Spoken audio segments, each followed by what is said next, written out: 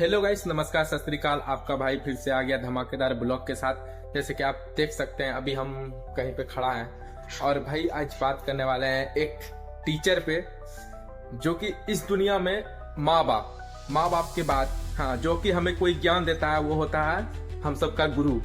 और आज हम उन्हीं गुरु पे बात करने वाले हैं जो गोड्डा प्रखंड मेहरमा और निवासी नीमा के रहने वाले हैं। और मैं उन्हीं सर का बात कर रहा हूं जो कि कम से कम अभी के लमसम में 500 बच्चों का वो भविष्य बना दिए हैं। और हमारे गांव में वो आज से नहीं, कम से कम 15 साल से पढ़ाने आ रहे हैं और हम सब भी उनके पास पढ़े थे। और आज मेरे माइंड में आया क्यों ना एक सर के ऊपर ही एक ब्लॉग बना दे। तो भाई इस ब्लॉग पे बने रहिए और हम अभी कोचिंग जाएंगे और कोचिंग में हर एक चीज पूछेंगे सर का क्या स्ट्रगल रहा है और क्या क्या स्ट्रगल किए हैं सर, और ये सब कब से चालू किए हैं, क्योंकि हमको भी उतना नॉलेज नहीं है सर के बारे में। और हम वही सर का बात कर रहे हैं जो कि हर एक बच्चे को मतलब अवार्ड दिए हैं और मतलब भविष्य को सुधारे हैं, जो कि पढ़ने में कमजोर था। जो कि जैसे कि हम पढ़ने में कमजोर थे, हर एक चीज में कमजोर थे। भले हम डॉक्टर नहीं बन पाए, भले हम इंजीनियर नहीं बन पाए, लेकिन जहां हम ये अभी कैमरा के आगे में बोल रहे हैं तो हम उन्हीं के बदौलत बोल रहे हैं। क्योंकि उनका इसमें बहुत बड़ा योगदान है।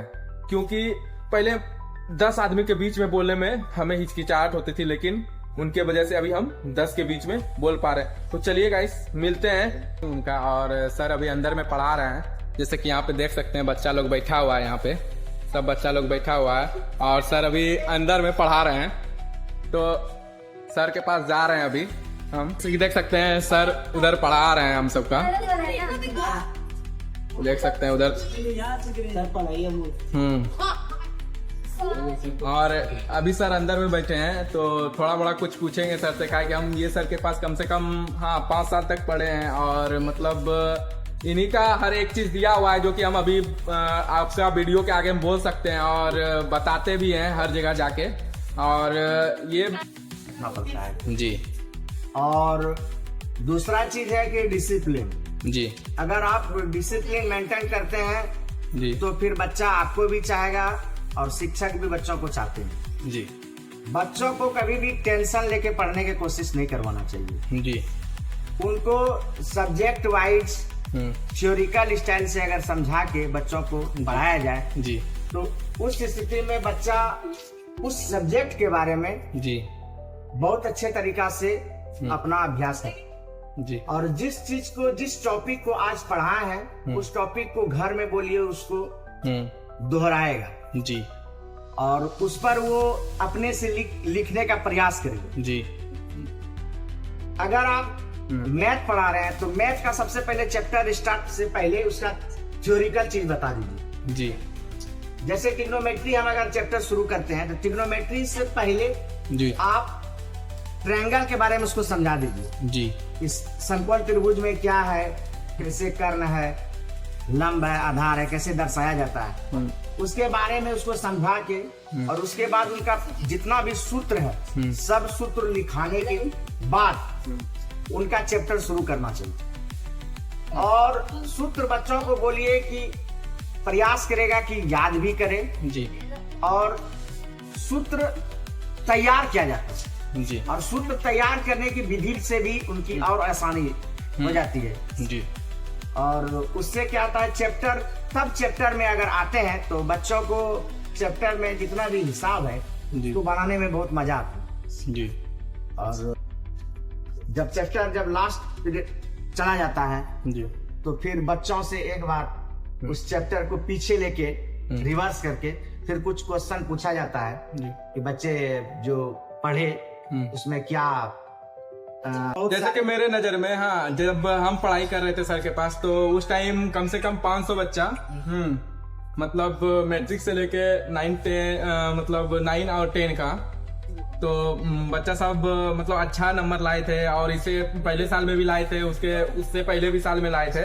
और हम सर से ये पूछना चाह रहे हैं कि सर ये जो आप मतलब कैटेगरी का, जैसे कोई भी कैटेगरी का बच्चा हो उनको कैसे हैंडल करते हैं? जैसे कि पूरा पढ़ने में पूरा होता है ना कि पूरा लूज है, उतना जानता ही नहीं है कुछ, तो सर जो बच्चा होता है जैसे कि कुछ जानता ही नहीं है वो, और उसको जैसे कि वो 9 में चला गया, 10 में चला गया, तो उसको कैसे हैंडल करते तो सबसे पहले जो है मैट्रिक के एग्जाम का डर सताता है जी, कि पता नहीं उतना पढ़े नहीं, यार मेरा रिजल्ट क्या होगा नहीं होगा जी। तो सबसे पहले उसको संतावना दिया जाता है कि तुम टेंशन नहीं लो जी, तुम खुशी चैप्टर शुरू करो जी, और उसके बाद आपका एग्जाम बहुत अच्छा जाएगा और मैट्रिक आप पास करो जी, क्योंकि कहते हैं कि प्रयास से क्या नहीं होता। जी, जब ब्रजराज नाम का बालक जी, पढ़ के जब वो कुछ नहीं जानता था, गुरुजी ने उसको निकाल दिया था अपने आश्रम से। जी, जब रास्ते में उनको कुआं मिला, जब घड़ा रखते रखते इसका जगत धस गया, जी, जब एक मामूली रस्सी एक कुएं के जगत को काट दिया, तो ब्रजराज उसी समय समझा कि जब ये मामूली चीज कुएं के जगत को काट सकता है तो हम प्रयास करेंगे तो क्या मेरी पढ़ाई नहीं होगी, हम पास नहीं करेंगे। इस तरह से बच्चों को समझाया जाता है कि आप धैर्य रखकर पढ़ाई कीजिए, अगर आप कोशिश कीजिएगा तो आपकी हार कभी नहीं होगी। और मैं ये देखा है कि जो भी बच्चे कोशिश किए हैं उनकी सफलता एकदम हुई है, और मैं जितने सालों से पढ़ा रहा हूँ 99% बच्चा पास हुआ है। बहुत सारे बच्चे ऐसे भी यहाँ आए हैं मेरे पास जो कि मैट्रिक में 2 से 3 बार फेल किए हैं और हार के मेरे पास आए हैं कि सर मेरा अब क्या होगा। तो हम बोलते कुछ नहीं है, परीक्षा आपको देना है और आप पास कीजिएगा। उनसे ज्यादा हम बात नहीं करते हैं कि आप अगर उसको बोल दिया जाए तो आप 2 बार फेल कर चुके तो इस बार भी तुम फेल कर जाओगे, तो उसी समय उसकी पढ़ने की मानसिकता कम हो जाएगी जी। सबसे पहले उनको बताना है कि आपको पढ़ना है जी, किसी भी सूरत में आपको पढ़ना है और आप जी तोड़ मेहनत कीजिए 1 साल तक जी। अगर एग्जाम प्रिपरेशन में बैठिएगा तो आप निश्चित सफलता होइएगा। और मैंने ये देखा है कि जितने भी बच्चे गए हैं यहाँ से एग्जाम देने के लिए वो 99% पास जी। तो जैसे कि अभी आप सर का बात सुने, और सर भी बहुत स्ट्रगल किए हैं ये लाइन में, और जब कि सर के पास वो समर्थ जैसे कि बोलता है ना कि कोई भी पानी पड़े काला पड़े उससे कोई मतलब नहीं है। और जब भी कुछ भी हुआ, ऐसा सिचुएशन हुआ है कि कितना बच्चा यहाँ पे है, कितना बच्चा इनको पेमेंट दिए होंगे या नहीं भी दिए होंगे, लेकिन ये कोचिंग बरकरार रखें और इसी तरह पढ़ाते रहते हैं बच्चे को। और देख सकते हैं यहाँ पे कितना बच्चा लोग पढ़ रहा है और पूरा खुश भी है। और सारा क्योंकि इनका रीजन है कि पढ़ाने का जो इनका टेक्निक है ना कुछ अलग है। हम सब भी पढ़े हैं इनके पास, और मतलब क्या बोले, सर का पूरा धन्यवाद देते हैं क्योंकि अभी सर का ही हम खुद ही वीडियो शूट कर रहे हैं। तो चलिए गाइस, बताइएगा सर का क्या रहा है और कैसे बोले सर। तो मिलते हैं एक न्यू ब्लॉग में, और इसी तरह ब्लॉग आपके बीच में आते रहेगा। आपका सनातनी राइडर 56 इस तरह का ब्लॉग हमेशा लाते रहेंगे। तो चलिए बाय बाय, मिलते हैं। जय हिंद, जय भारत।